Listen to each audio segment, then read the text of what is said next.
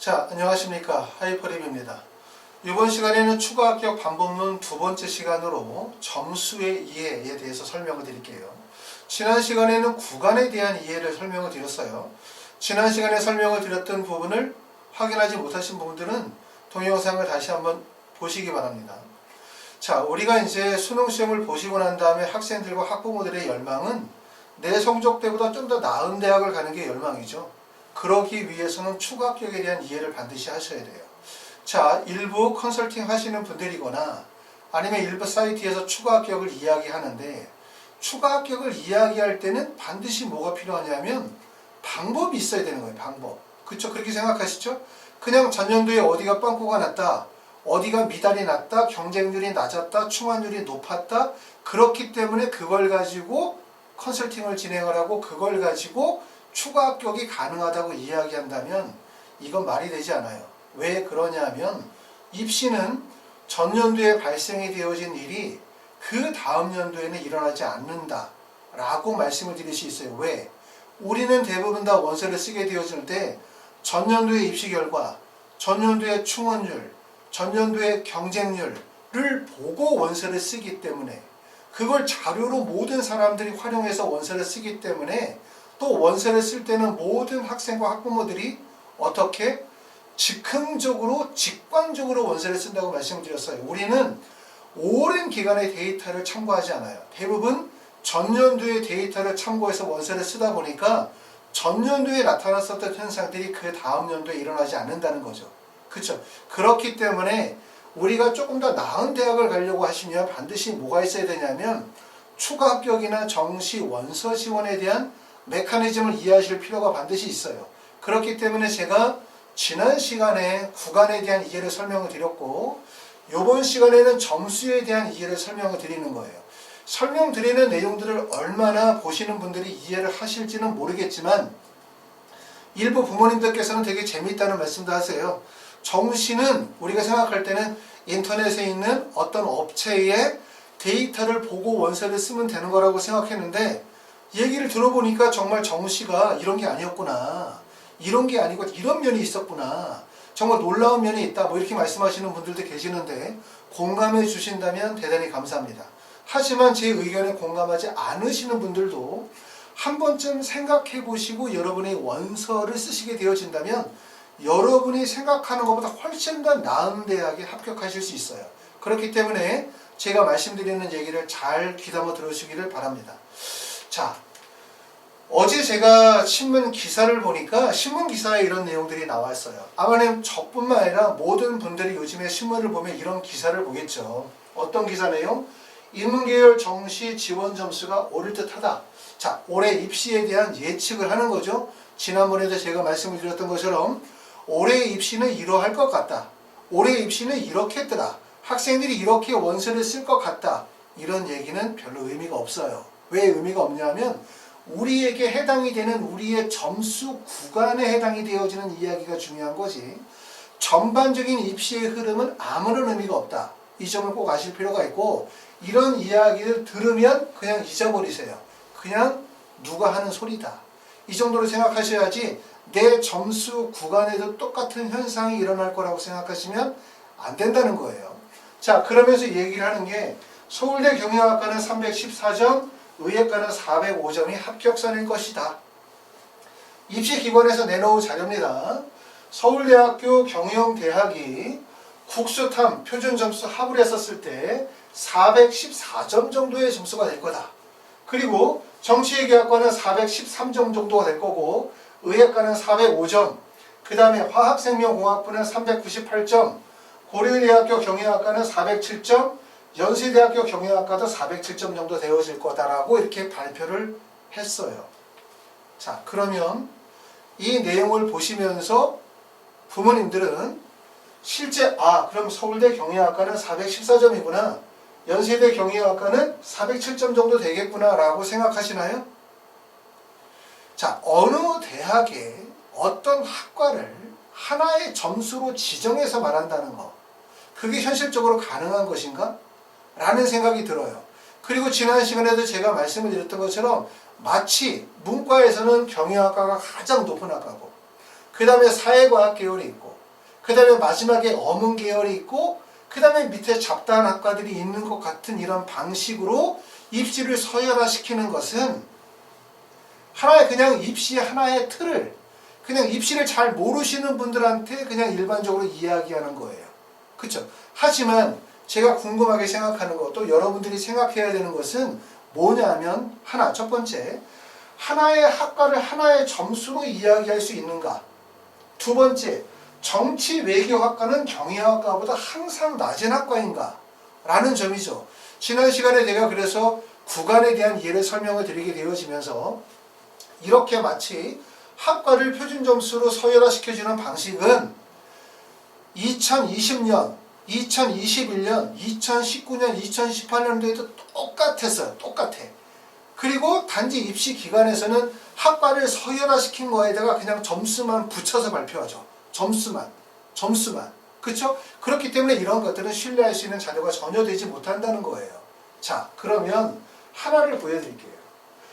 자, 합격생들 사이의 점수 편차폭을 보자. 아까 얘기했었던 것처럼 서울대학교 경영학과, 고려대학교 경영학과를 하나로 점수를 말할 수가 없다는 거죠. 왜 점수를 말할 수가 없냐 하면 고려대학교 경영학과가 최초 합격자, 평균 합격자, 최저 합격자 간의 점수 간격이 너무 크기 때문에 지금 보시면 고려대학교에서 자연계에서 먼저 기계공학과라고 하면 일반적으로 기계공학과나 화공생명공학과는 상위학과에 되어져요. 기계공학과의 점수가 평균 점수가 527점인데요. 환산 점수를 했었을 때 최고 점수가 533점이에요. 그런데 최저 점수는 522점이기 때문에 522점과 평균 점수 차이에서도 5점 정도 차이가 나는 거고 최저와 최고점 사이에서는 10점 이상의 점수가 벌어지는 거죠. 여기서 10점이라고 하면 말씀드렸던 것처럼 고려대에서 건국대까지 내려가는 선이 되는 거예요. 그러니까 여러분이 먼저 첫 번째 아실 점은 뭐냐면 하나의 대학, 하나의 학과를 하나의 점수로 말할 수 없다. 이걸 꼭 아셔야 돼요. 그렇죠? 다시 말하면 고려대학교 몇 점, 고려대학교 기계공학과 몇 점, 고려대학교 화공생명 몇 점이라고 말하는 것은 하나의 지점으로 말할 수가 없다는 거고 물론 그것을 평균 점수에서 말할 수는 있으나 지난 시간에도 제가 말씀드렸던 것처럼 점수를 이해할 때 자꾸 평균 점수 하나의 점수로만 이해하면 안 되고 점수는 두 가지가 있다고 얘기했죠. 다시 말하면 들어갈 때의 점수와 나올 때의 점수가 있다고 얘기했어요. 그렇죠? 자, 그럼 여기서 우리가 하나 더 궁금하게 생각해야 되는 점이 있어요. 자, 보시면 고려대학교에서 보면 기계공학과가 있고 수학교육과가 있고 화공생명이 있고 건축학과가 있고 식품공학과가 있어요. 자, 그러면 일반적으로 볼 때 상위학과라고 하면 고려대학교에서는 기계나 수학교육이나 화공생명이 상위학과고 건축이나 식품공학과가 비교적 하위학과라고 말씀을 드릴 수 있죠? 맞죠? 자, 그러면 평균 점수를 간단히 봅시다. 자, 고려대학교 기계공학과는 527점, 수학교육학과 525점, 그 다음에 화공생명이 527점이야. 자, 그런데 건축학과는 523점, 식품공학과 523점이니까 평균 점수에서 가장 낮은 학과는 어디입니까? 건축학과가 523점으로 가장 낮은 학과예요. 가장 높은 학과는 어디냐면 지금 보시는 것처럼 화공생명이 527.57점이기 때문에 들어가는 점수, 평균 점수에서는 화공생명이 527점으로 건축학과보다 약 4점 정도가 높은 학과예요. 아시겠죠? 자, 이걸 가지고 우리는 뭐라고 얘기하냐면 고려대학교 화공생명은 527, 고려대학교 건축학과는 523, 그렇기 때문에 화공생명이 높은 과고 건축학과가 낮은 과라는 개념을 갖는 거예요. 자, 그런데 지난 시간에 구간에 의해서도 설명을 드렸지만 여러분들이 여전히 하나의 대학을 하나의 점수로 이해하고 계시다면 여러분들은 입시에서 절대로 성공할 수가 없고 좋은 대학을 갈 수가 없어요. 꼭 이해하실 점은 점수는 두 가지가 존재한다. 그 두 가지는 첫 번째는 평균 점수, 그리고 두 번째는 마지막 점수가 존재하는 거예요. 우리가 알아야 되는 건 뭘 알아야 되냐면 마지막 점수를 알아야 돼요. 아셨어요? 자, 그런데 지금 보시면 고려대학교 화공생명은 520.57점으로 가장 높은 점수인데 최저 점수를 보자 이거예요. 최저 점수를 보면 517점이에요. 건축학과의 최저 점수는 522점이에요. 마지막 점수로 가장 높은 학과가 어디 있냐면 식품공학과가 525점으로 가장 높은 학과인 거예요. 그러니까 마지막 점수에서 제일 높은 학과는 식품공학과가 1, 그 다음에 지금 보시는 것처럼 건축학과가 2등이고, 그 다음에 기계공학과도 같은 동률이 2등이네요. 그렇죠? 그러고 난 다음에 수학교육과가 4등이고, 그 다음에 마지막으로 식품공학과가 5등이라는 거죠. 여기서 이해할 점은 들어갈 때 점수 최초 평균 점수로 가장 높은 학과인 화공생명공학과가 마지막 합격자의 점수는 가장 낮다는 거예요. 아셨죠? 그러니까 이 점이 놀랍죠. 그렇죠? 왜냐하면 그래서 점수는 결국은 표준 점수, 최초 점수가 높은 학과가 실제로 마지막 점수는 가장 낮다는 점을 우리가 알아두실 필요가 있고, 그러면 왜 낮을까? 이거를 이해하셔야 돼요. 지난 시간에 제가 구간의 이해에 대한 부분부터 설명을 드렸던 부분 중에 여기 하나의 힌트가 있는데, 자, 다음으로 넘어가기 전에 제가 하나를 다시 설명을 드리면, 점수는 두 가지 점수가 있다. 다시 말해서 평균 점수를 이거를 뭐라고 설명했어요? 들어갈 때의 점수다, 이렇게 얘기를 했어요. 그렇죠? 그 다음에 최점수를 뭐라고 하냐면 나올 때 점수라고 했어요. 나올 때 점수. 나올 때 점수라고 얘기하면 들어갈 때 점수, 평균 점수가 가장 높은 거는 화공생명이고, 가장 낮은 거는 건축학과인데, 마지막 점수, 최저 점수가 가장 높은 거는 결국은 뭐였냐면 식품영양학과, 식품공학과고, 건축학과가 화공생명보다 무려 몇 점 정도가 높냐면 5점 정도가 높은 거예요. 아셨죠? 이런 점들을 이해를 하셔야 됩니다. 자, 그러면 두 번째로 똑같이 우리가 고려대학교의 인문계열을 한번 봅시다. 고려대학교 인문계열을 보면 우리가 인문계열에서 가장 높은 학과는 어디야? 아까 우리가 처음에 보셨던 것처럼 이렇게 서열을 매긴다는 거예요. 자, 지금 보시는 것처럼 서울대학교 경영학과로 따지면 경영학과는 414점, 정치외교는 413점, 이런 식으로. 다시 말하면 경영학과가 정치외교학과보다 항상 높다, 높은 학과다라고 하는 이런 기준점, 이런 의미는 그냥 참고사항, 아무 의미가 없어요. 이거를 정말로 믿으시면 안 돼요. 자, 그러면 여기에서 지금 보시는 것처럼 뭘 얘기를 하자면, 고려대학교 경영학과의 평균 점수를 보자. 평균 점수에서 가장 높은 학과는 어디야? 고려대학교 경영학과가 547.28점으로 가장 높아요. 자, 그 다음에 미디어학과가 542점, 불어불문학과가 540.83, 사학과가 540점입니다. 그러니까 가장 낮은 과는 어디야? 사학과가 가장 낮죠? 가장 높은 과는 어디야? 고려대학교 경영학과가 높죠? 아니, 그러니까 고려대 경영학과가 높네. 맞네. 근데 무슨 소리 하는 거지? 제 얘기는 뭐냐면 최초 점수 들어갈 때의 점수는 고려대 경영학과가 높아요. 그런데 마지막 점수를 한번 봅시다. 최저 점수를 보게 되면 최저 점수에서 고려대 경영학과는 528점이에요. 무려 평균 점수와 최저 점수의 차이가 무려 20점 정도의 점수 차이가 나는데, 이 20점 정도가 되면 고려대에서 동국대 라인까지 떨어지는 거예요. 흔히 말해서 그 정도의 엄청난 점수 격차라고 보실 수 있고, 그런데 사학과를 보게 되어지면 사학과의 점수는 538점이죠. 그러면 사학과가 고려대학교 경영학과보다 몇 점이 높냐면 무려 10점이 높은 거예요. 10점이. 그쵸? 그렇기 때문에 사학과가 고려대 경영학과보다 낮은 학과다라고 얘기하는 것은 평균 점수를 두고 이야기를 하는 거고, 최저 마지막에 합격생의 점수를 가지고 얘기하면 고려대학교 경영학과보다 사학과가 무려 10점이 높다는 거예요. 그래서 요 지금 설명을 드렸었던 부분들을 제가 정리를 하면 뭐라고 말씀을 드릴 수 있냐면,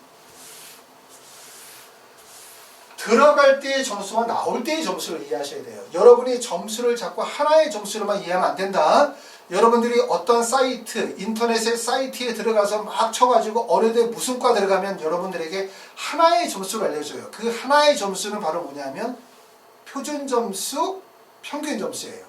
그런데 제일 중요한 거는 이 들어갈 때의 점수보다 더 중요한 거는 뭐가 중요해?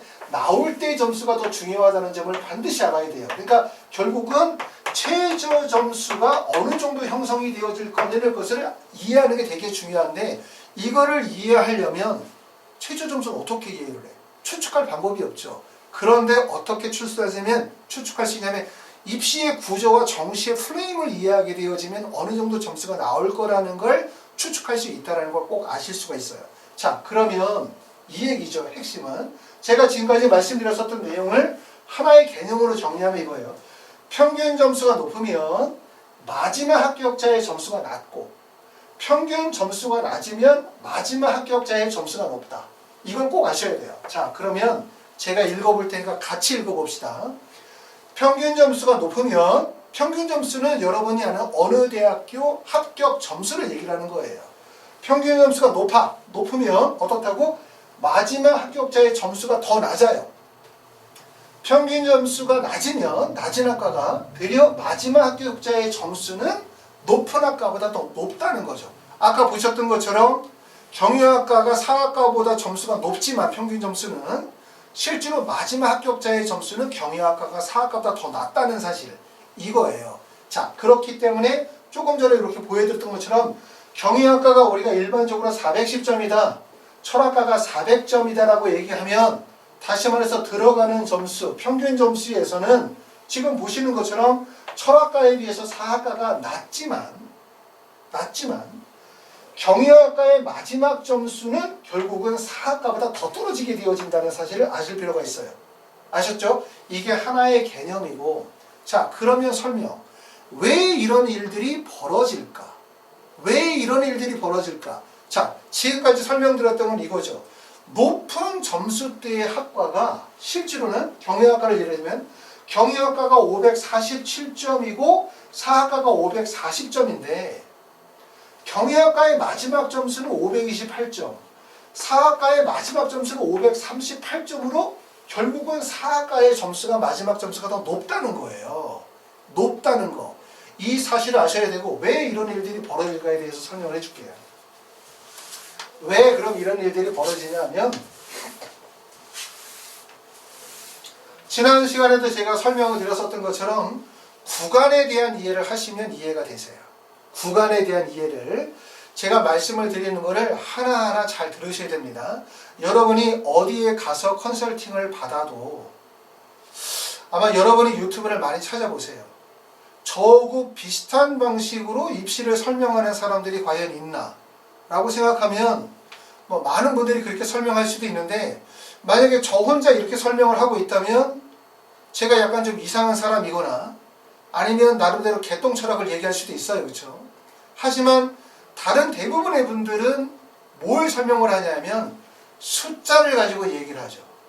그렇죠? 입시에 표만에 되어진 요강을 가지고 얘기하고 일반적인 숫자를 가지고 데이터를 신봉한단 말이에요. 근데 저는 여러분들에게 항상 말씀을 드리지만 가공되어진 데이터만큼 사람을 현혹시키고 속이는 게 없어요. 그렇기 때문에 데이터의 구조와 입시의 프레임의 틀을 아셔야만 이해가 된다는 얘기를 설명을 드리고 있고, 여러분이 제 얘기를 잘 들으시면 어떤 컨설턴트보다 더 훌륭한 원서 지원자가 될 가능성이 높아요. 그렇기 때문에 이걸 잘 보시는데, 자, 지난 시간에 말씀드렸던 것처럼 지원 대학 구간에 대한 이해를 반드시 하셔야 된다고 말씀을 드렸고, 모든 대학은 지원 구간이 길든 짧든 간에 모든 대학은 상향, 안정, 상향이라고 하는 세 개의 단계로 구성이 되어 있어요. 상향, 안정, 상향 세 개로 구성이 되어져 있는데, 제 위에 있는 상향은 어떤 상향이냐, 이 학교를 만약에 건국대라고 예를 들어 봅시다. 여기를 서울대라고 예를 들어 봅시다. 고려대라고 예를 들어 봅시다. 제 위의 상향은 어떤 상향이냐면 상향 지원을 위한 안정구간이에요. 상향을 목적으로 삼으면서 안정 지원을 반드시 해야 되는 구간이고, 여기에 원서를 쓴 학생들은, 요 구간에 원서를 쓴 학생들은 이 대학이 목적이 아니다.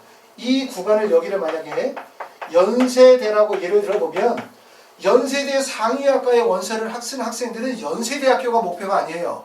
예를 들어 어디가 목표야? 여기서 다른 대학으로 빠져나가는 게 목적이기 때문에 서울대를 목적으로 쓰겠죠. 자연계 학생이라면 서울대를 목적으로 삼거나 의치한의대를 목적으로 삼을 거란 말이에요. 공통된 건 어느 대학의 최상위 구간은 이 대학의 목적이 아니다. 목적이 아니므로 여기에 원서를 쓰는 학생들은 어떻게 해야 된다? 안정지원을 해야 된다. 왜 안정지원을 해? 위쪽에다가 상향을 치기 때문에 안정지원을 해야 되는 거고, 그리고 이 구간에는 충원율이 매우 높아요. 왜? 점수대가 높은 학생들이 모여있다 보니까 충원율이 높으니까 이걸 보고 누가 몰려들죠? 허수들이 몰려드는 거예요. 실제 합격 점수와 간격이 멀리 벌어져 있는 학생들, 허수들이 몰려들면 어떻게 생기죠? 결국은 이 구간은 경쟁률이 상승할 수밖에 없는 구간이라는 점을 아실 수 있고, 그리고 지난 시간에도 설명을 드렸던 것처럼 연세대학교 경영학과, 그럼 우리가 연세대학교 경영학과가 가장 높은 학과고 여기가 1번이라고 생각하지만 실제로는 이 상향 구간의 원서를 쓰는 학생들의 최고점의 학생들은 1번 구간의 원서를 쓰기가 불가능해요. 사실상. 왜냐하면 이 학생들은 2번 지점에다가 원서를 써야만, 그래야만 이 학생들이 상향 지원을 할 수 있는 거죠. 왜? 원서 지원은 상향이 불가능한 거예요. 상향은. 내가 예를 들어서 연세대학교 경영학과의 점수가 407점이다. 나 407점 맞았어? 연세대학교 경영학과를 쓰면서 서울대를 쓰는 것은 도전이죠. 무모하죠. 왜? 서울대 떨어지고 연세대도 떨어지면 결국은 다그네 중앙대를 가야 되는 거기 때문에 결과적으로 연세대의 원서를 쓸 때는 연세대 경영학과의 원서를 쓰는 게 아니라 이 그룹에 해당이 되어지는 정치외교나 경제학과나 미디어, 언어홍보 영상학과라든가 심리학과 같은 데 원서를 쓰게 되어지는 거죠. 그렇기 때문에 연세대학교 경영학과가 하위 학과보다 높은 학과가 아니에요. 연세대 경영학과가 평균 점수에서 가장 높은 적도 있지만 실제로는 심리학과나 언어홍보 영상학과 같은 경우가 연세대학교에서 가장 높은 점수대를 보여지는 경우들이 많다는 점을 아셔야 돼요. 아시겠죠? 요 점을 아실 필요가 있고, 안정구간에 해당이 됩니다. 가운데 구간은, 모든 대학에서 가운데 구간은 안정구간이고, 이 안정구간은 합격을 위해서 안정적으로 원서를 지원해야 하기 때문에 이 학생들은 여기서는 위로 상향이 불가능해요. 이 안정구간에서는 상향 지원이 불가능하기 때문에 이 구간에서는 뭐로 움직이게 되냐면 좌우로 움직이게 돼요. 좌우로 움직이라는 얘기는 여기가 나군이라고 했었을 때 가군으로 이동하거나 다군으로 이동하면서 가나군으로 이동하면서 학교를 바꾸면서 학과를 바꾸는 선택을 하실 수 있어요. 그렇기 때문에 이 안정구간은 합격을 안정 지원하기 위한 구간이고, 좌우로 이동하면서 군이동을 통해서 학과를 바꾸거나 대학을 바꿀 수 있고, 그리고 이 구간에서는 경쟁률이 비교적 낮고 충원율이 발생할 수 있는 구간이다. 이렇게 보실 수 있고요.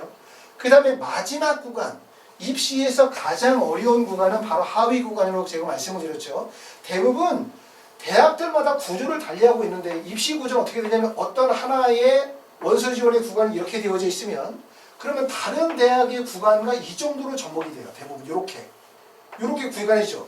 그러면 여기에 있는 상위 점수대 학생들이 대학을 바꾸기 위해서 이렇게 원서를 쓰이다 보니까 대부분 하위 구간에 원서를 써야 되거든요. 이렇게 접목이. 그러다 보니까 결국은 이 하위 학과는 어떤 구간이냐면 경쟁률이 매우 높아요. 학생들이 덤벼들기 때문에 경쟁률이 높고 그 대신에 충원율이 매우 낮다는 거죠. 그렇기 때문에 매우 위험한 구간이 될 수밖에 없다.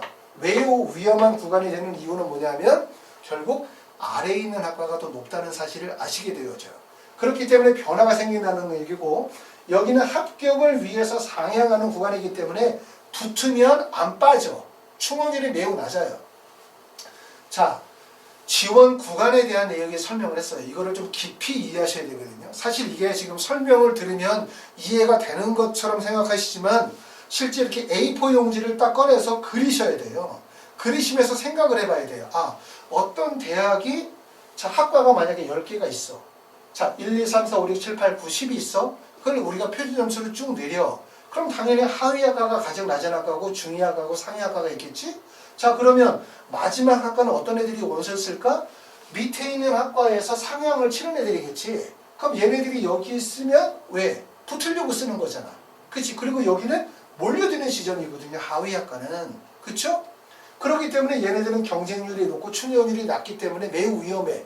왜 위험하냐 하면 학생들이 대학을 바꾸기 위해서 몰려드는 점수고 결국은 여기는 점수 계산을 아주 0.1단위까지 첨예하게 하고 계산이 들어오는 구간이기 때문에 매우 위험하다고 얘기했고 이게 왜 위험한지는 잠시 후에 제가 설명을 드릴 거예요.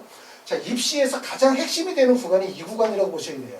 잘 모르시는 분들은 추가 합격을 누리실 때 대부분 여기에 덤벼. 이거 안 돼. 여기에 덤벼. 이거 안 돼. 왜 안 되냐면 여기는 현실적으로 점수를 0.1점을 상향을 치기도 어렵다. 이거고 두 번째 여기는 너무나 많은 허수들이 존재해. 내가 만약에 401점대의 학과를 쓰는데 나의 점수는 만약에 390점이야. 그쵸? 그러면 이 사이 엄청나게 많은 학생들이 다 여기에 도전하는 거라고 갔기 때문에 결국 나보다 점수가 더 높은 허수 지원들이 대량으로 몰리는 구간이기 때문에 결국 충원율이 높은 구간에서는 결국은 추가 합격이 발생이 되어지지 않는다. 제가 하나의 단서를 드리면 추가 합격은 어디에서 발생되어진다? 추가 합격이 발생되지 않을 거라고 생각하는 누구도 추가 합격이 발생될 거라고 생각하는 구간에서는 급격한 점수 이동의 상승이 불가능해요. 그러니까 예를 들어서 건국대를 갈 수 있는 정도의 학생이 연세대나 고려대에 합격한다든가 아니면 연대나 고대도 갖기 어려운 학생들이 의학 계열에 진학을 한다든가 이런 경우 급격한 점수 향상이 벌어지려면 추가 합격 가능성이 0%여야 돼. 0%.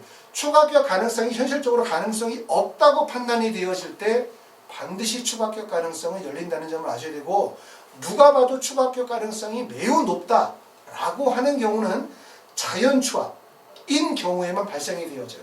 제가 이제 다음 시간에는 추가 합격에서 자연 추합과 강제 추합의 의미에 대해서 제가 설명을 드리게 되어질 텐데 그때 한번 더 자세히 설명을 드리도록 하고요. 그렇기 때문에 결국 여러분이 관심을 가져야 되는 건 결국 이 가운데 구간이 되게 중요하다는 거예요. 이 구간은 어떤 구간이냐면 경쟁률이 낮아져요. 경쟁률이 낮아져요. 하지만 대학은 별 차이가 없어. 그러니까 요렇게 붙었다고 생각하시면 돼요. 요렇게. 그러면 좌우로 이동하면 대학의 순위는 별 차이가 없는 거죠. 예를 들어서 동국대에서 건국대로 이동한다든가 아니면 경희대에서 시립대로 이동한다든가 서강대에서 한양대로 이동한다든가 성균관대로 이동한다든가 요 정도이기 때문에 결국은 사실 좌우로 이동한다고 해서 대학이 크게 바뀌진 않는데 뭐가 바뀌냐면 학과가 바뀌어요.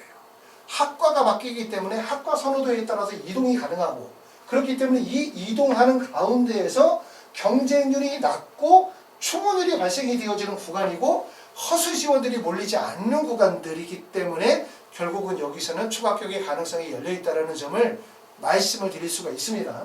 자, 그러면 왜 하위 구간이 매우 위험한지에 대해서 지난 시간에 설명을 드렸었던 내용을 다시 한번 반복해 볼게요. 자, 여러분이 여기를 보시면 지금 이제 이거는 연세대학교의 하나의 구간입니다. 이 구간에서 보시면 연세대학교 표준점수는 입시기관에서 지금 이렇게 봐요. 연세대학교 경희학과는 표준점수 합이 410점이고 그 다음에 사학과는 400점이다.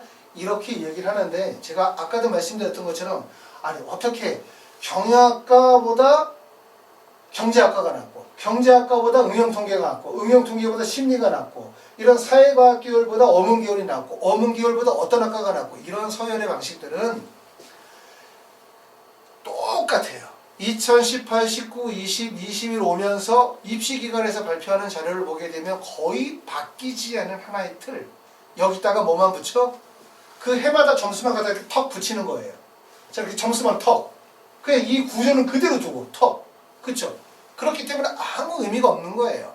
그런데 이거를 믿고 원서를 쓰시면 절대로 안 되죠. 물론 여러분들이 원서를 쓰시게 되었을 때는 대학에서 제시한 이 표준 점수를 가지고 원서를 쓰는 게 아니라 환산 점수를 가지고 쓰는데 입시기관에서 제공하는 환산 점수는 결국은 전년도 입시 결과예요.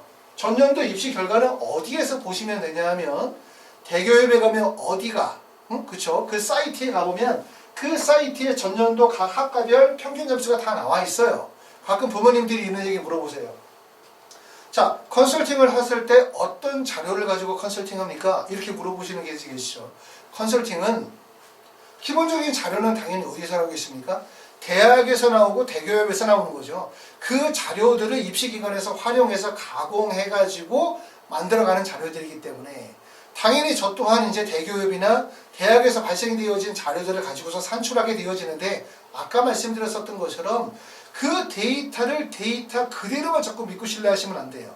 왜냐하면 데이터에서 나타나지 않는 부분들이 매우 많다는 점이에요. 아시겠죠? 자, 그러면 여러분들이 뭘 가지고 쓰냐면 2020년도에 연세대학교 합격생들의 평균 점수 지금 제공이 되어지는 이 점수를 가지고 원서를 쓸 거란 말이에요. 이 점수가 여러분이 보는 인터넷 사이트에 있는 점수야.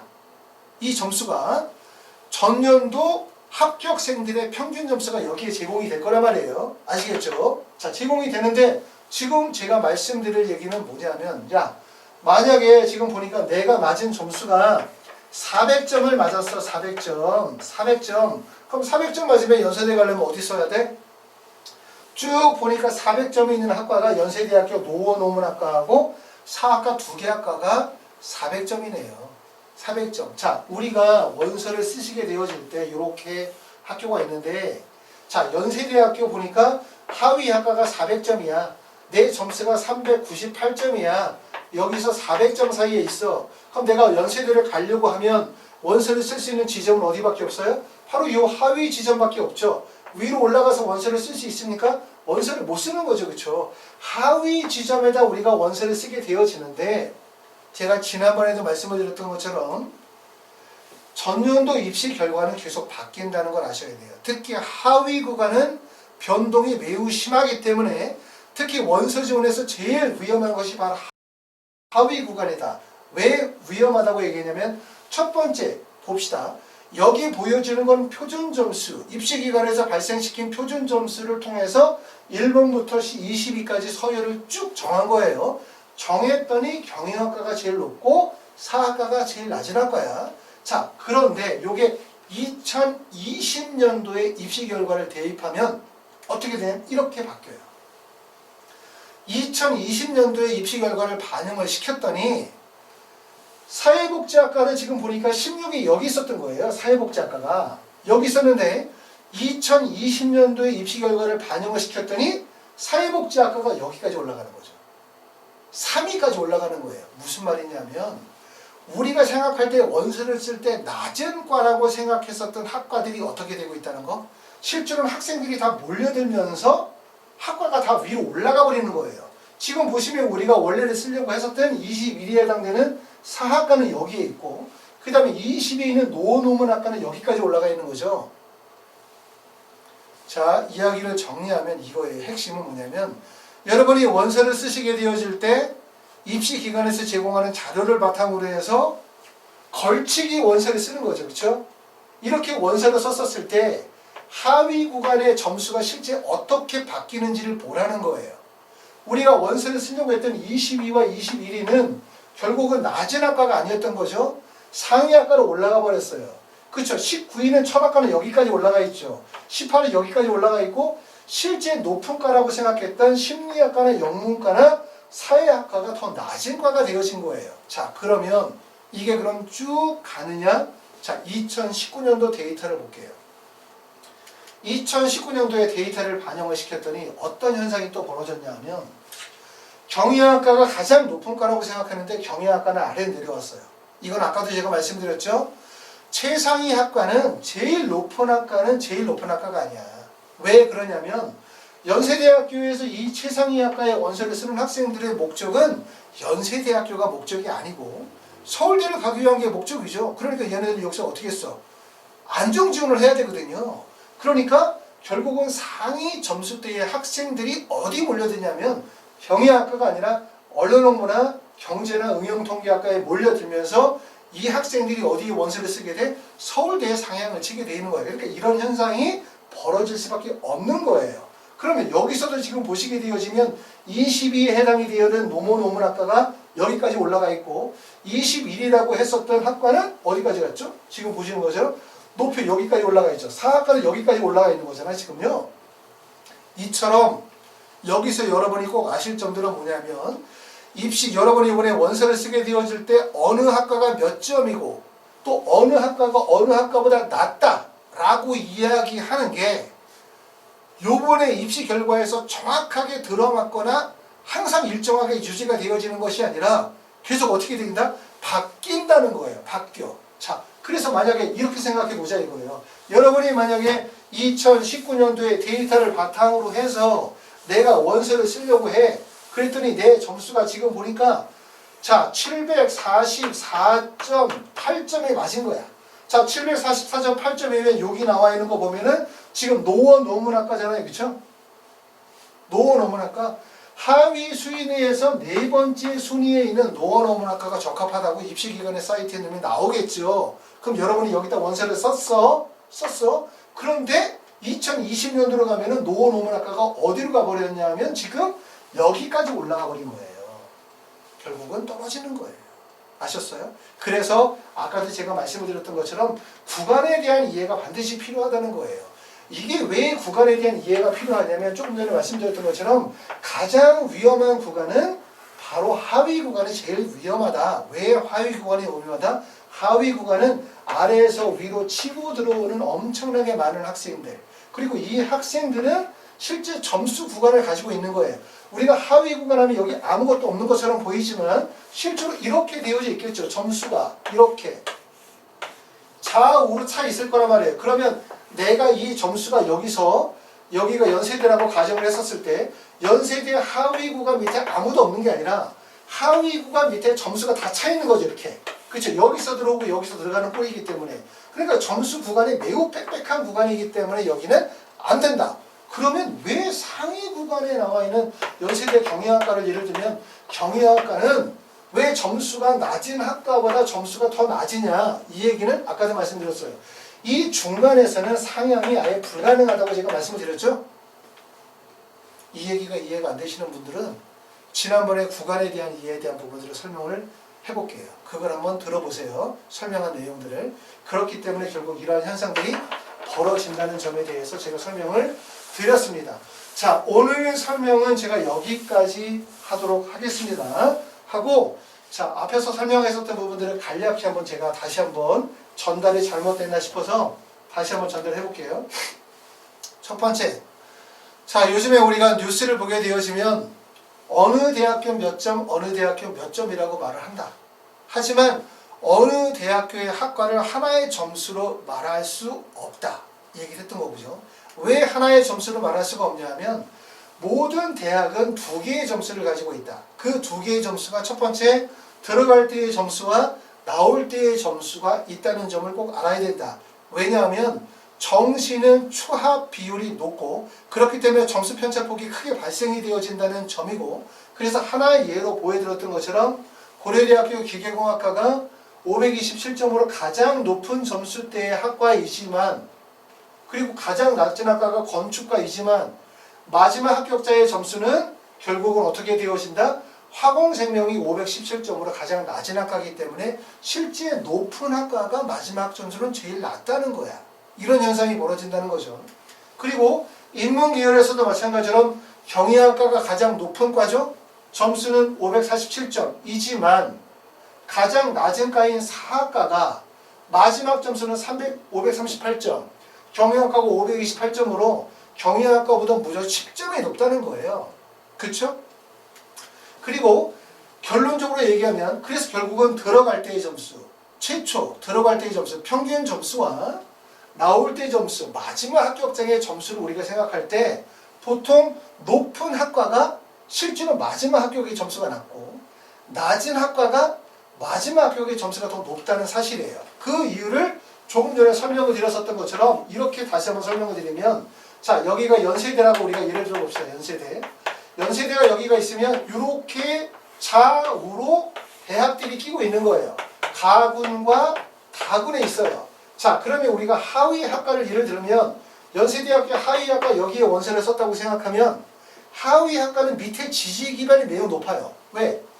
요 밑에 연세대 끝에 아무도 없는 게 아니라 연세대 밑에 다 점수대가 있는 거죠. 여기에 지금 보시는 것처럼 가군과 다군에서 원서를 쓰는 학생들이 다 몰려있기 때문에 결국은 빽빽하게 점수의 지지 기반이 있기 때문에 결국 점수의 상승과 하락폭이 매우 적을 수밖에 없다.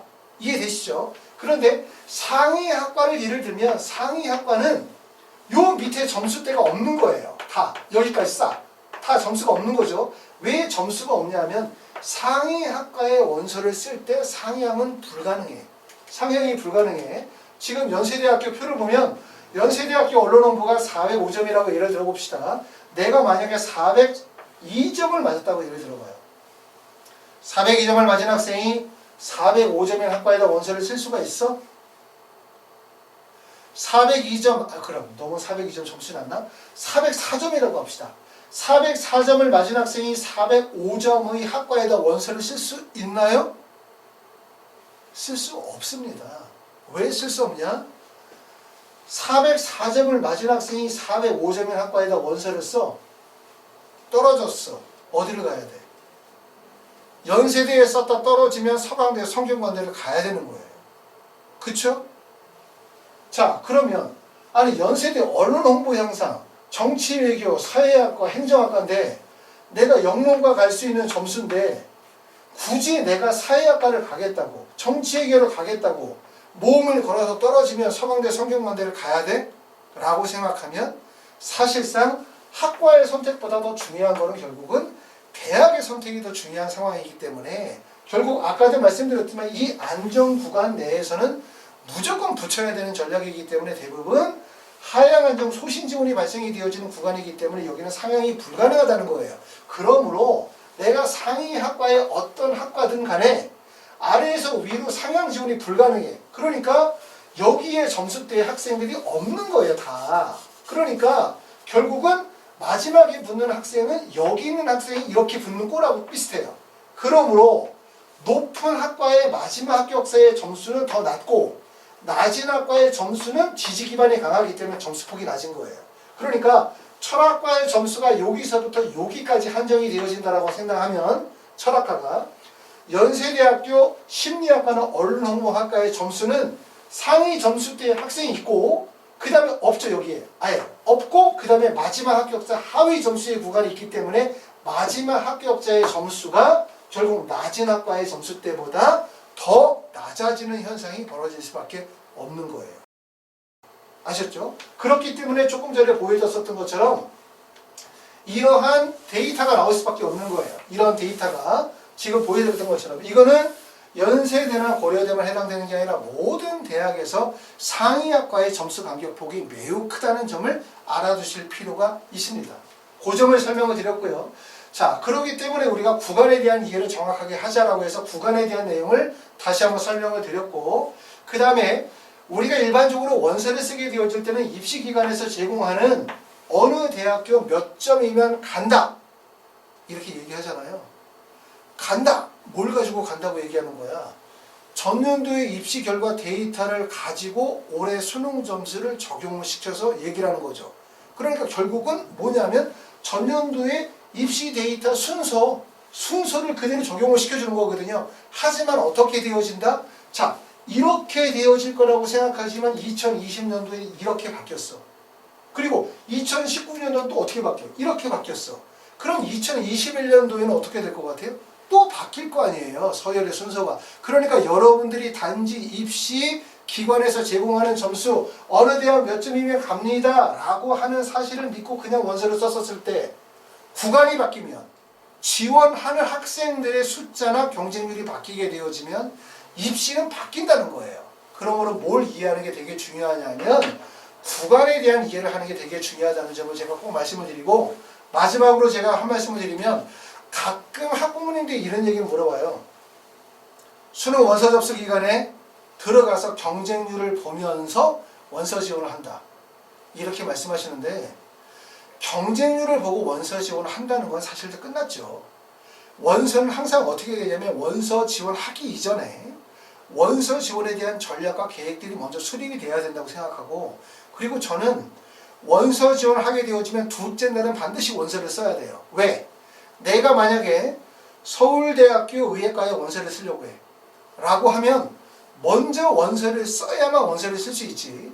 내가 만약에 누군가가 다른 사람들이 다 원서를 어떻게 쓰는지를 보고 난 다음에 나중에 원서를 쓰려고 하면 원서를 쓰기가 어려워요. 왜냐하면 A와 B 두 개의 선택들 중에서 나는 원래 A에다 원서를 쓰려고 했어. 그런데 처음에 경쟁률이 비슷해. 거기다가 A에서 쓰려고 했더니 B가 경쟁률이 높아. 그럼 A에 써야지라고 생각했는데 좀 지내다 보니까 A의 경쟁률이 막 올라가는 거야. 그러면 원서 지원을 어디다 하게 돼? B에다 하게 되거든요. B에다가. 그러면 맞는 선택이야? 경쟁률이 높다고 해서 실질 경쟁률이 높은 게 절대로 아니거든요. 원서 지원에서 가장 좋은 전략은 뭐냐면 내가 쓰려고 하는 학과에 미리 써서 들어가 있어야 돼요. 그러면서 다른 학생들이 볼 때 엄청 경쟁률이 높은데 여기에 원서를 쓰면 안 되겠어 라고 생각해서 다른 데 학과로 몰아가게 만들어야지. 내가 쓸 학과의 자리를 비워놔. 다른 사람들이 다 들어올 때까지 기다려. 그러다가 다 들어와 있으면 그때 나 문 열고 들어가? 못 들어가죠. 다 들어가 있으면. 그럼 원서 지원을 바꿔야 되는 거거든요. 그렇기 때문에 제 생각으로는 마지막에 원서 지원의 경쟁률을 보고 원서를 쓴다는 것은 지난 시간에 제가 말씀드렸던 것처럼 저처럼 어설픈 주식 투자하는 거하고 똑같아요. 막 가격이 올라가? 더 올라가겠지? 돈 투자해. 그럼 결국 떨어져. 가격이 막 떨어져? 막 팔아. 그때는 올라가. 이런 거 비슷한 거죠. 숫자와 그래프의 이동을 보고서 결정하시게 되어지면 절대로 안 되고 이런 구간의 대화, 흐름과 경쟁률이 왜 발생이 되어지는지에 대한 이해를 하시고 난 다음에 전략을 세우셔야 돼요. 아셨죠? 입시에서 가장 바보는 뭐냐면 보여지는 것을 그대로 믿고 그대로 상상하시는 게 가장 잘못됐다는 점을 꼭 아셔야 되고 보여지는 점을 그대로 믿지 마시고 보여지는 부분들을 생각하고 의심하도록 하시는 게 좋아요.